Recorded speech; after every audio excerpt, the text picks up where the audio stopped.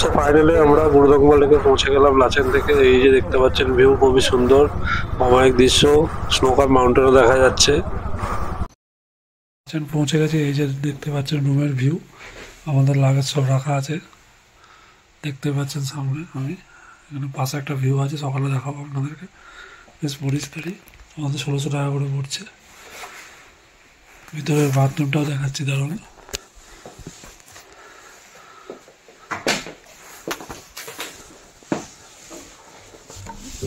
বাথরুমটা বেশ পরিষ্কার দেখতে পাচ্ছেন, গিজারও রয়েছে আর বাথরুম পরিষ্কার পরিচ্ছন্ন, কমোড রয়েছে।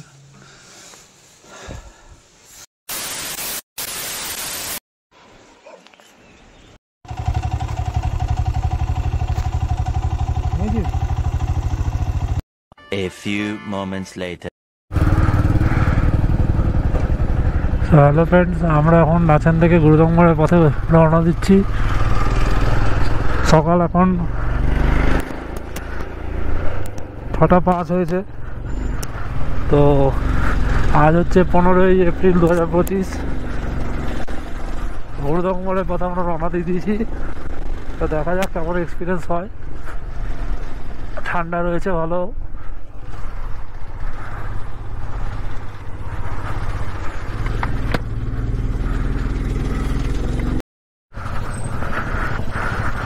তো আমরা এখন ঢালাই দিয়ে যাচ্ছি নিচের দিকে। বাইকটা স্লোপে আছে বলে আমি নেমে গেছি এবং সামনে এগিয়ে যাচ্ছি।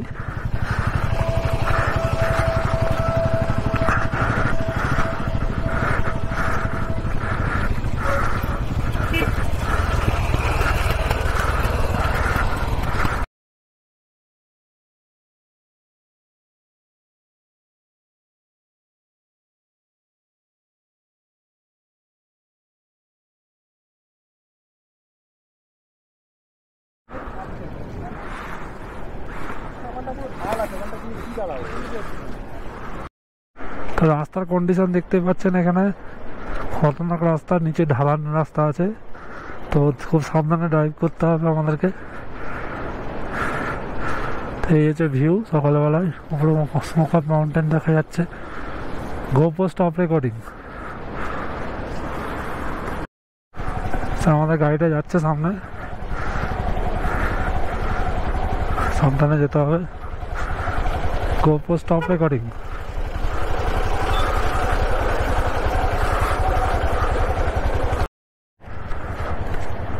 আমরা আস্তে আস্তে এগিয়ে চলেছি সামনের পথে।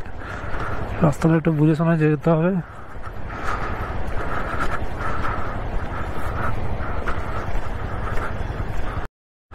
তো আমরা একটা পাশের ঝর্ণা চলে যাচ্ছে দেখতে পাচ্ছেন, ওপরে একটা ব্রিজ, ওর পাশ দিয়ে পার হচ্ছি। ওপরে স্নোকার মাউন্টেন, রাস্তা খুবই টাফ রয়েছে, আস্তে আস্তে যেতে হবে।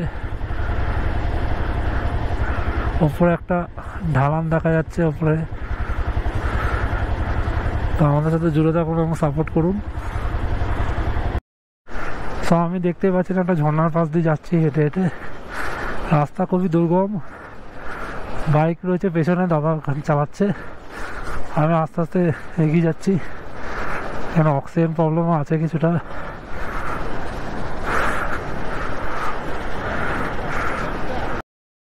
আমরা একটা ব্রিজের মধ্যে দিয়ে পার হচ্ছি, পাশে নদী বইছে দেখতে পাচ্ছেন। রাস্তায় ভিড় হয়ে আছে, গুরুদঙ্গমা লেক যাওয়ার পথে রাস্তা। এখানে কুকুরে রয়েছে।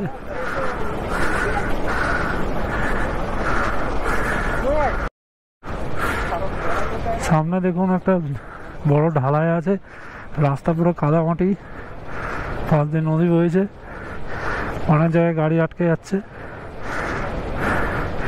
আমাদের বাইকটাও যেতে হবে।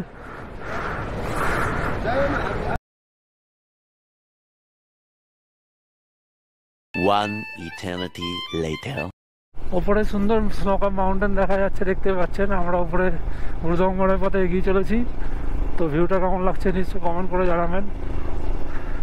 তো আমাদের সাথে জুড়ে থাকুন। এখানে অনেক ইয়াক দেখা যাচ্ছে, সব বসে আছে। আর ভ্যালির মধ্যে দিয়ে যাচ্ছি, ওপরে স্নোকার মাউন্টেন। তো কেমন লাগছে ভিউটা নিশ্চয়ই কমেন্ট করে জানাবেন। সো আমরা রডোডেনড্রন অনেক ফুল দেখতে পাচ্ছি এখানে, বেগুনি কালার, আবার লালও আছে। তো এগিয়ে যাচ্ছি যত তত দেখতে পাচ্ছি। এখন একটা সিজন, সামনে পাহাড়ের চূড়া দেখা যাচ্ছে।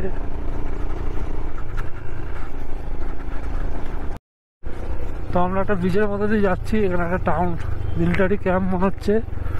তো এই যে ভিউ, সামডং ব্রিজ দেখা যাচ্ছে।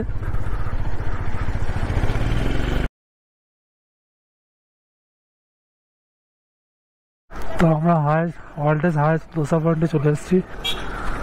এখানে দেখতে পাচ্ছেন আমার টুপি বিক্রি হচ্ছে। এই যে এখানে দোসা পয়েন্ট, পারমিটও চেক হবে শায়দ।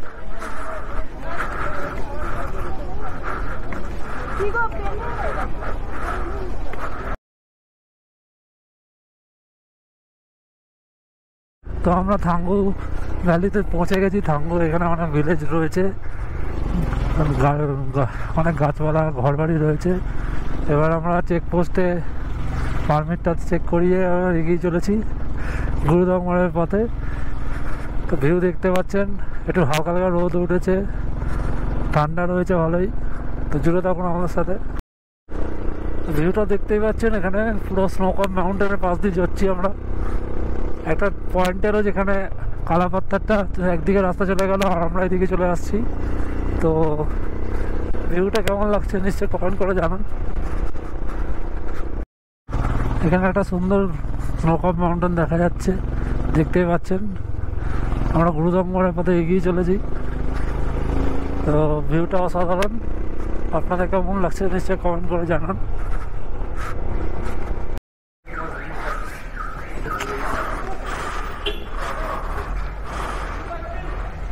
তো আমরা চেকপোস্টে চলে এসেছি, এখানে পারমিট চেক হলো। এখানে একটা তো চেকপোস্টে সব দেখানোর পরে আমরা গুরুদংমার লেকের উদ্দেশ্যে রওনা দিয়ে দিলাম। দেখতে পাচ্ছেন ভিউ খুবই সুন্দর, স্নোকপ মাউন্টেনের কাছ দিয়ে আমরা যাচ্ছি। রাস্তাটা যেন 2022-এর হানলের ফিল দিচ্ছিল, পুরো লাদাখের মতন। তো এখানে আসলে আপনারা ওরকমই ফিলিং পাবেন। তো দেখতে থাকুন, আমাদের সাথে জুড়ে থাকুন, জার্নিটা দেখতে থাকুন।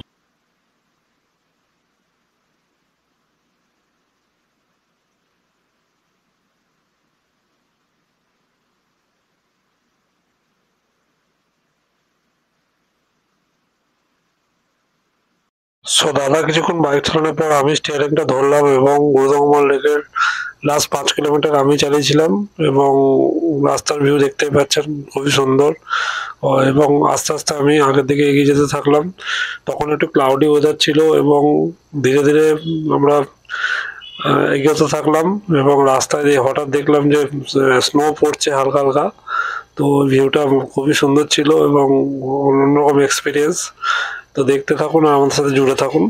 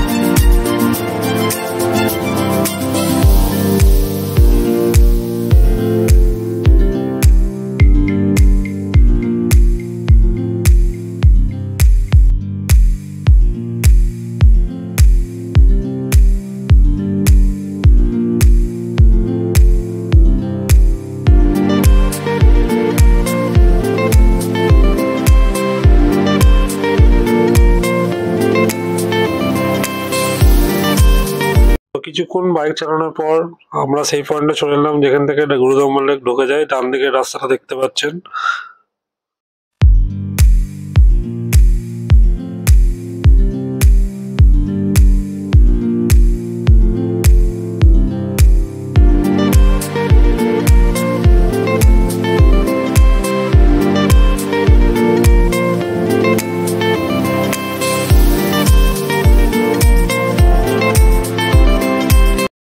উপরে যেটা দেখতে পাচ্ছেন অফ রোড, সেটাই হচ্ছে রাস্তা। দাদা আবার বাইকে উঠে গেছে এবং ডান দিক দিয়ে আমাদেরকে যেতে হবে। তো গুরুদম্বল লেক ঢোকার আগে আমরা আমাদের লোগোগুলো লাগিয়ে দিলাম। এটা হচ্ছে আমার লোগো, দেবেত্য ব্লগস, আর দাদার লোগোটা রয়েছে এলিয়ান স্লেয়ার। তো দুটোই আমরা এখানে পেস্টিং করে দিলাম এই গুরুদম্বল লেকের আগে যে বোর্ডটা আছে সেখানে। এবং এরপর আমরা মেন গুরুদম্বল লেকের দিকে এগিয়ে যেতে থাকবো অফ রোড হয়ে। তো দেখতে থাকুন, আমাদের সাথে জুড়ে থাকুন।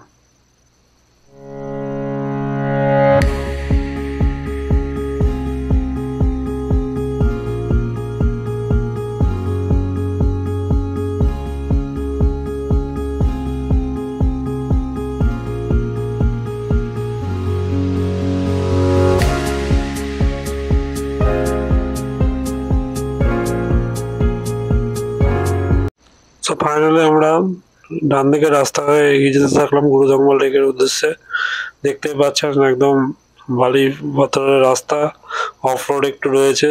তো ঘুরে ঘুরে আমাদের যেতে হবে আস্তে আস্তে গুরুদম্বল লেকের দিকে। তো জার্নিটা এনজয় করুন।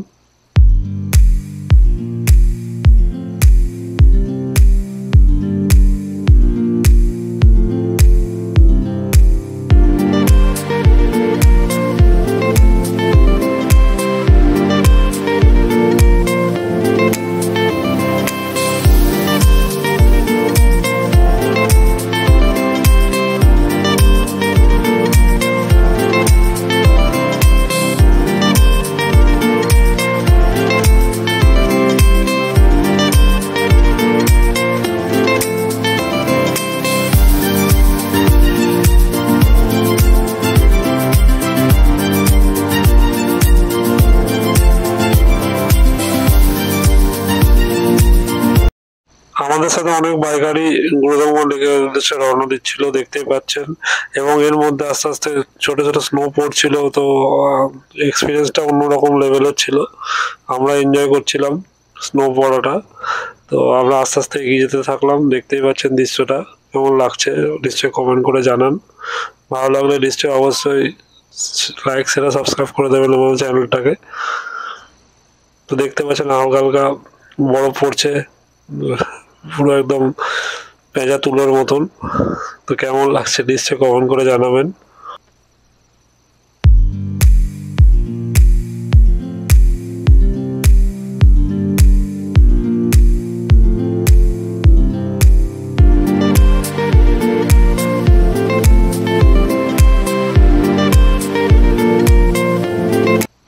আমাদের ওখানে যে বরফ পড়ছিল তার নিদর্শন দেখতে পাচ্ছেন আমার হাতে দেখা যাচ্ছে সাদা সাদা।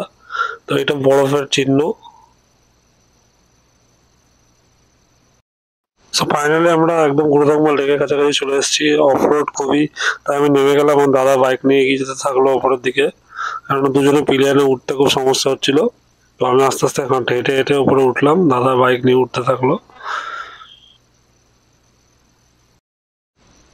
তো একদম ক্লাউডি ওয়েদার দেখতে পাচ্ছেন গুরুদম্বল লেক ঢোকার আগে। আর অলমোস্ট আমরা পৌঁছে গেছি গুরুদম্বলের সেই বিখ্যাত জায়গায়, যেটা আমরা প্যাংগং লেক 2022-এ অ্যাচিভ করার পর এখানে আসার টার্গেট ছিল।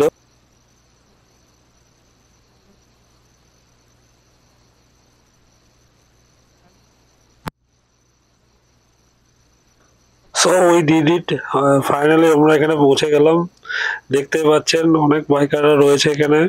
আর আমরা ফাইনালি অ্যাচিভ করে ফেললাম সেই বিখ্যাত হাইট 17,800 ফিট। এবং এই জলটা খুবই পবিত্র। এবং গুরু রংপোচে এখানে এই লেকটা আবিষ্কার করেছিলেন, কারণ এটার হিস্ট্রি রয়েছে যে এখানকার লোক খাওয়ার জলের অভাব ছিল। তো তিনি হাত দিয়ে এই জায়গাটা এখন স্পর্শ করাতে একটা পোর্শন এখানে জলটা সবসময় জলই অবস্থায় থাকে, বরফ হয় না। তো এটাই হচ্ছে এই লেকের মহত্ব, দেখতে পাচ্ছেন। আর 3-4টে গ্লেসিয়ার থেকে এই জলটা আসছে। ডান দিকে দেখতে পাচ্ছেন অনেক গ্লেসিয়ার। সো এই যে দেখতে পাচ্ছেন গুরুদাঙ্গল লেক, এখানে অনেক বাইকারও রয়েছে। আর ওই যে গ্লেসিয়ার গুলো দেখা যাচ্ছে। লেকের রংটা এখন বোঝা যাচ্ছে না, কারণ একটু ক্লাউডি ওয়েদার রয়েছে। তো যখন একটু রোদ উঠবে তখন রংটা বোঝা যাবে আসল। আর এটা সবসময় বরফ থাকে, কিছুটা পার্সেন্ট জলীয় থাকে। তো এটাই হচ্ছে লেকের মহত্ব। তো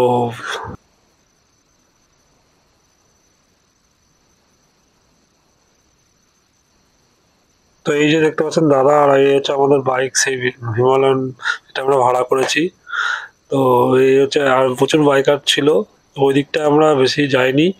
আর এখানে একটা অক্সিজেন প্রবলেম রয়েছে, তো আমরা কর্পূর নিয়েছিলাম, তাই জন্য কোনো অসুবিধা হয়নি। যে অক্সিজেন ক্যারি করতে হয় এরকম কোনো ব্যাপার নেই, কর্পূর নিয়ে আসলেই হবে। তো এখানে বেশিক্ষণ থাকবেন না, আস্তে আস্তে নিচের দিকে এগিয়ে যেতে থাকবেন, কারণ প্রচণ্ড হাওয়া দিচ্ছিল আর ঠান্ডা ওয়েদার ছিল। তো আমি এখানকার বিভিন্ন ফটোগুলো আপনাদের সাথে শেয়ার করছি, যেখানে তোলা হয়েছিল।